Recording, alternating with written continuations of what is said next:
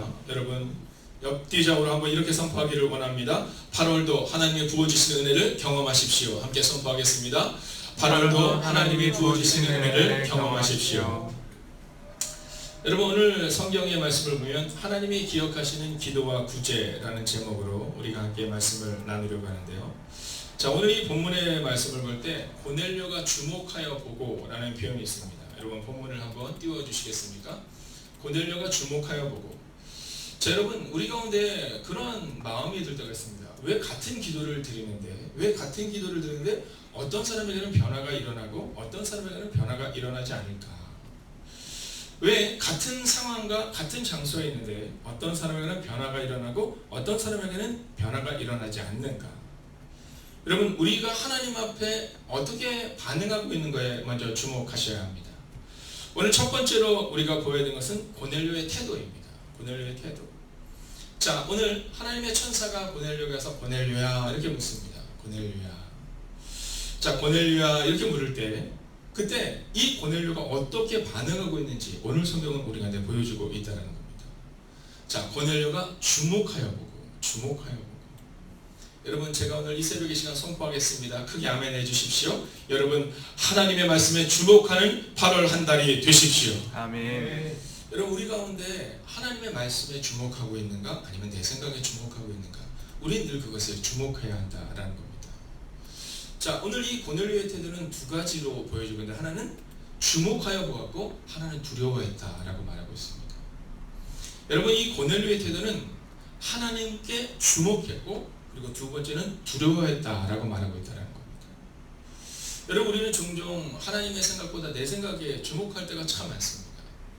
어제 우리가 수요예배를 통해서도 함께 보았지만 우리는 너는 특별하다라는 책에 나오는 그 어린 아이처럼 사람들이 우리에게 금표를 붙여주고 있는가 아니면 사람들이 전표를 붙여주고 있는가 뭐 이런 거에 주목합니다. 자, 루시아라는 아이가 하나님께 집중함으로 자기를 만들으신 그 아저씨에게 주목하고 함께 살아가는 모습이 우리 가운데 있어야 되는데 근데 우리는 그러지 못할 때가 종종 있습니다. 우리는 내 생각이 중요하죠. 내 생각이 중요하고 내 판단이 중요합니다.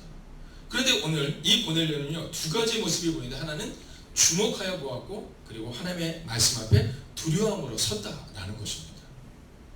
여러분 오늘 우리가 하나님 앞에 설 때 오늘 이 고넬료와 같은 이 모습과 이 태도가 필요합니다. 그것은 바로 두려워함으로 하나님께 주목함으로 이 자리에 서야 한다라는 겁니다. 여러분 출애굽한 후 이스라엘의 반복적인 모습과 모세의 반복적인 모습은 오늘 고넬료의 모습과 흡사합니다.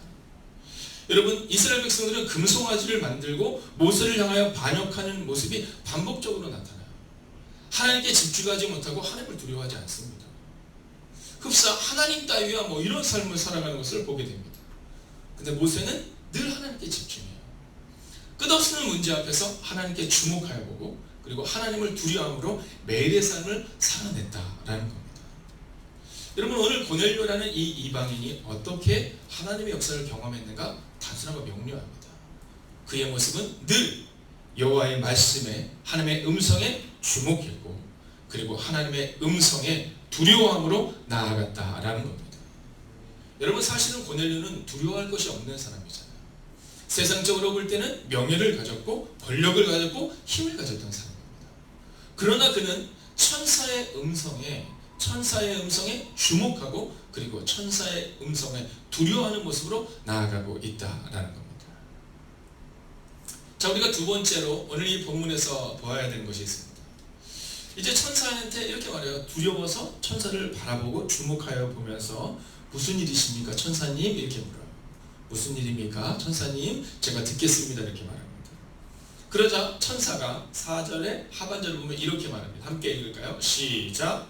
내 기도와 구제가 하나님 앞에 상달되어 기억하신 바가 되었으니. 아멘. 자, 오늘 이 표현을 보면 상달되어라는 표현이 나오는데요. 이 국어사전을 보면 윗사람에게 말이나 글로 여쭈어 알려드린다 이런 표현을 가지고 있는 겁니다. 근데 오늘 이 본문의 말씀은 이 현대인의 성경이나 세번역 성경 이런 성경들은 좀 현대인들이 읽기 쉬울 수 있도록 이거를 번역을 좀 하고 있거든요. 그러니까 뭐 우리 표현으로 하자면 예전의 표현을 좀 뒤로 하고 이렇게 현대적인 표현으로 바꾸어 놓았습니다. 그런데 특별히 이 상달이라는 표현은 현대인의 성경이나 세번역 성경에서도 이 많은 성경본에서도 그냥 상달이라고 표현하고 있습니다. 왜냐하면 이 표현을 어떻게 다른 표현으로 하기가 좀 어려운 겁니다. 왜냐하면 윗사람에게 말이나 글로 여쭈어 올려드리다라는 표현, 뭔가 불경스럽지 않은 표현을 찾아야 돼 그것이 되지가 않는 겁니다. 자, 이 표현은 뭐냐 하면 하나님께 상달되는 기도와 구제가 있어야 된다라는 겁니다. 하나님께 상달되는 기도와 구제가 있어야 된다라는 겁니다. 여러분, 내 만족을 위해서 기도하고 내 만족을 위해서 구제하는 것이 아닙니다. 여러분, 하나님께 드리는 것보다 사람들에게 보이는 것을 주목할 때 우리가 종종 있습니다. 그런데 오늘 이 고넬료의 기도와 구제를 뭐라고 표현했냐면 하나님께 상달되는 구제와 기도였다 이렇게 말합니다. 즉 기도를 드리는데 내가 기도하는 것이 아니라 하나님께 드리는 기도였고요.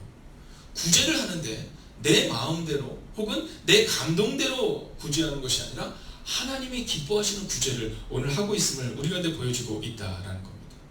이게 바로 하나님께 올려드리는 구제와 기도라는 겁니다. 여러분, 오늘 말씀을 마친 후 우리가 기도할 때 한번 잘 생각해 보셔야 합니다. 나의 기도가 지금 하나님께 올려지고 있나? 아니면 나의 기도가 사람들에게 보이기 위한 기도인가? 저는 특별히 9시 예배나 11시 예배, 또 오후 예배, 우리 아동부 예배, 지금 우리 아동부에서도 아동부 아이들이나 선생님들께 기도를 하고 나면 기도문을 쫙 모아요. 또 주일 또 새벽에 말씀들을 저희가 이제 정리하는 시간을 가지려 합니다. 그래서 기회가 되면 그것을 책으로 좀 만들기를 원하는 마음이 있어요. 자, 그런데 그 기도문을 이렇게 보면 주일날 11시나 9시에도 이 기도문을 이렇게 보면 그 기도문이 얼마나 큰 은혜가 되는지 몰라요. 어떤 분들은 물론 목사님의 말씀을 통해서 성가대의 찬양을 통해서도 은혜를 받지만 그러나 그 기도자의 기도, 여러분 어떤 분들은 참 투박하거든요. 우리 기회기원들 가운데서도 신앙생활을 시작한 지 얼마 안 되신 분이 있어요. 근데 종종 그분이 기도문을 보면 가슴이 뭉클뭉클합니다. 그분은 다른 분들과는 다르게 꼭 손으로 써서 오세요. 손으로 써서 예배 전에 목사님 이 기도문입니다. 그러면 제가 그 기도문을 읽으면서 설교하기 전에 큰 힘과 용기를 얻어요. 여러분, 기도는 그래야 된다는 겁니다. 기도는 내 만족이 아니라 내 생각이 아니라 바로 하나님의 마음을 감동시켜야 하고요. 그리고 구제는 그런 겁니다. 다른 사람들에게 보이기 위한 구제가 아니라 하나님께 상달되는 구제, 바로 그 구제와 그 기도가 오늘 이 고넬료에게는 있었다라는 겁니다. 자, 세 번째는요, 그 기도와 구제가 상달되자 이제 마지막 세 번째로는 하나님께 기억하신 바가 되었다라는 겁니다. 하나님께 기억하신 바가 되었다. 여러분, 저는 꿈꾸는 것이 있습니다. 그것은 뭐냐면 이 다음 우리가 하나님 앞에 섰을 때 하나님이 우리를 기억해 주시는 겁니다. 성경에 보면 양과 염소에 대한 이야기가 나옵니다. 하나님 앞에 섰을 때 하나님께서 이제 사람들을 둘러 나누는데 하나님은 하나님의 사람들로 나누고 하나님은 세상의 사람들로 나눕니다. 근데 사람들이 막 그렇게 얘기해요. 하나님, 저 예수님을 위해서 살았는데, 저 하나님을 위해서 살았는데 성령이가 동행했는데, 근데 그때 성경에 보면 내가 너를 모른다 이렇게 얘기해요. 내가 너를 기억하지 못한다 이렇게 얘기해요. 여러분, 이 땅에서 열심히 사는 것 같이 생각되었는데 생각해보니 아니, 주님이 보시기에 우리는 기억되지 않는 사람일 수도 있다라는 겁니다. 제가 유럽에 갔을 때 보았던 것들 중에 하나가 수많은 교회가 바뀌어 있다는 거예요. 어떤 교회는 교회가 나이트장으로 바뀐 것도 있습니다. 물론 거기는 가보지 못했습니다. 제가 갔던 곳은 한 교회는, 체코에 있는 교회는요, 교회가 너무너무 예뻤는데 그 교회가 카페로 바뀐 거예요. 앞에서 기타를 치고 다리를 쭉 굽고는 기타를 치면 사람들이 술을 마시면서 그 음악을 듣습니다. 근데 그게 어디서 시작되냐면 성전에서 시작하는 거예요. 즉 예배당에서 말입니다. 여러분, 하나님께 기억하신 바가 되지 못하면 그 건물의 의미가 없습니다. 근데 그 건물이 얼마나 멋진지요. 여러분, 딱 겉에서 봤을 때 정말 감동이 우리 가슴에 밀려오는 것만 같은 느낌이 듭니다. 근데 그 예배당 안으로 들어가 보면 거기에는요, 겉모습만 교회일 뿐이지 그 안에는 사람들이 술을 먹고 그 안에서 사람들이 세상의 노래를 부르는 모습을 보게 된다라는 겁니다. 여러분, 그 교회는 하나님이 기억하신 교회가 아니었다라는 거죠. 저는 하나님 앞에 기도합니다. 하나님, 우리가 하나님 앞에 기억되는 교회가 되게 달라고 말합니다. 어저께 수요예배 때 우리가 함께 기도했지만 어제 교회에 차가 나왔습니다. 제가 교회에 차가 나온 다음 어저께 전도사님이 처음으로 시승을 했어요. 네, 처음으로 우리 어른들을 모시고 쫙 모셔다 드리고 왔어요. 근데 하나님께 제가 그렇게 기도했어요. 하나님, 이 차가 우리를 위한 차로 끝나지 않게 하시고 하나님이 기억하시는 차가 되게 하여 주셔서 특별히 우리 교육자들이나 교우들 뿐만이 아니라 선교사님들이나 이 차를 필요로 하는 그 누군가가 이 차를 생각할 때 기억되는 차가 되게 해달라고 그렇게 기도했어요. 여러분, 우리 가운데 우리의 교회가 하나님께 지금 기억되고 있는가? 우리의 삶이 그분 앞에 기억되고 있는가? 여러분, 그것에 주목할 수 있어야 된다라는 겁니다. 하나님께 기억되면 그때부터 인생이 달라져. 저는 성경에서 가장 답답한 때가 언제였을까를 생각할 때 요셉의 삶을 보면 참 답답했을 것 같습니다. 형들에게 버림받고 그리고 뭔가 잘 될 것 같은데 감옥에 가게 됩니다. 근데 감옥에서 이제 끝났다고 생각하는 순간 술 맡은 관원장과 떡 맡은 관원장의 기도를, 그의 꿈을 그가 해석해 주죠. 그리고 나서는 요셉이 계속 기도했을 겁니다. 몇 년 동안? 만 2년 동안. 성경을 보면 만 2년이라고 기록하고 있거든요. 여러분, 하루 이틀이 아니라 여러분 365일이나 약 700여일이 훨씬 넘는 시간 동안 요셉이 기다린 겁니다. 근데 응답이 오지를 않아요. 그런데 하나님이 그 요셉을 기억하셨어요.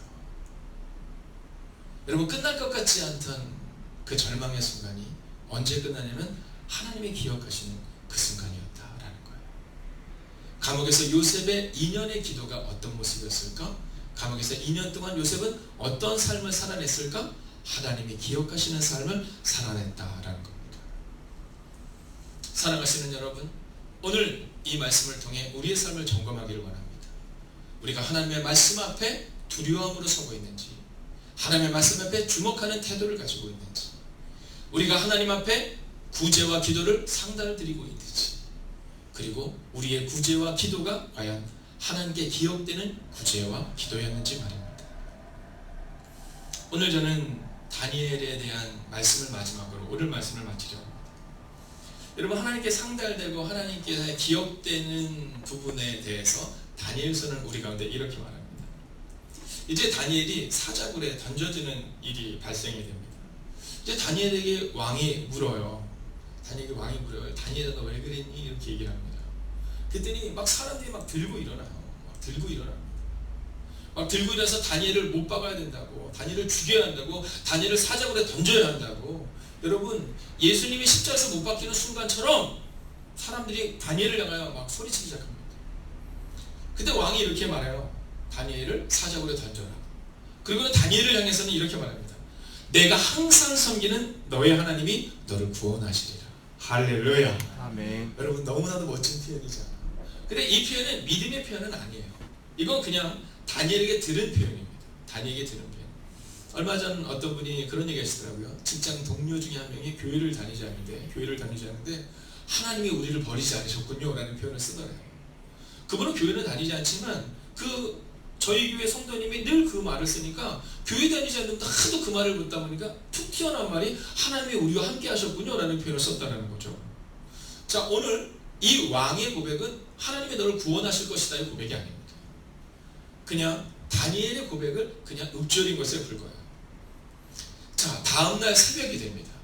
자, 사자굴에 던져놓고 다음날 새벽이 됩니다.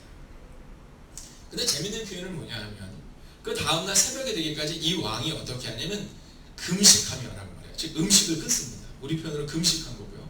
그리고 두 번째는 오락을 끊고 라는 표현이 나와요. 자, 그가 두려워하는 마음으로 그 밤을 보냅니다. 그리고는 다니엘에게 새벽에 일어나자마자 달려가요.